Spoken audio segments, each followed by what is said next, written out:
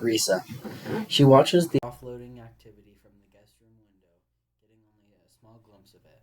This is the third time they've landed since she's been conscious. The first two times had them on the ground for less than 10 minutes before accelerating down the runway once more, and she imagines this will be the same. Devon dispatches his cargo even faster than he unwinds them.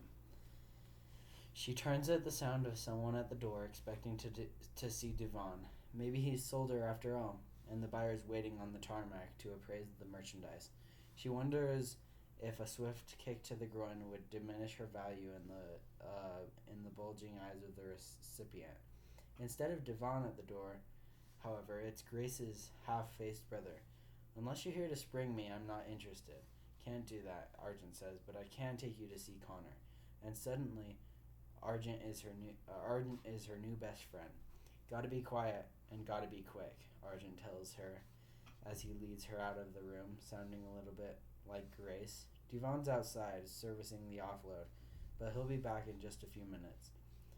Argent leads her farther back in the plane to another guest bedroom, almost as richly appointed as hers. At first appearance, Connor's merely tucked into a well-made bed until she realizes those aren't blankets, but dozens of thick canvas straps wrapping around him, locked into steel screw eyes in the floorboards on either side of the bed. Those straps aren't just keeping him from escaping, they're keeping him from moving. Yet, in the midst of all this, Connor's still able to smile at her and say, "So, I'm beginning to think this spa isn't what the brochure promised." Risa swore to herself that she wouldn't let him see tears, but she doesn't know how long she can hold to that.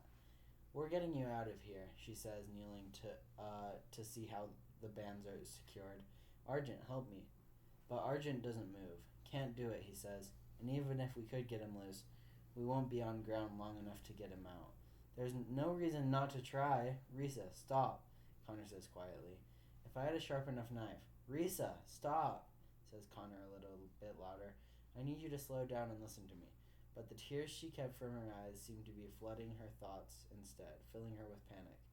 "This isn't going to happen to you. I won't let it." And she continues to fight against his bonds until Argent says, "I told you she'd be useless."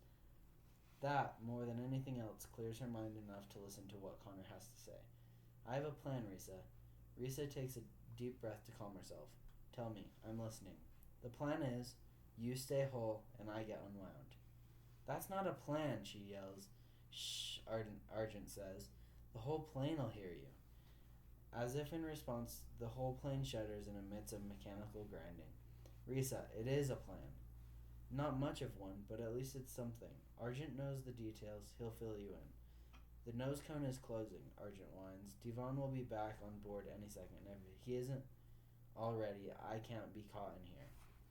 But Risa can't leave yet, not without saying those words that come so hard, but mean more than anything now. The words she fears she may never get to say again. "Connor, I don't." Connor's lower lip quivers. "Because if you say it, it'll sound too much like a goodbye, and I don't think I could take that."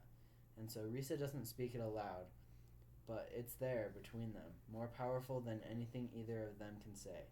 She leans over, kisses him, then hurries to the door where Argent waits, his half face red with fright.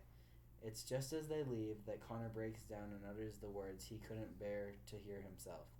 "I love you, Risa," he says, "every last part of me." 53. Connor.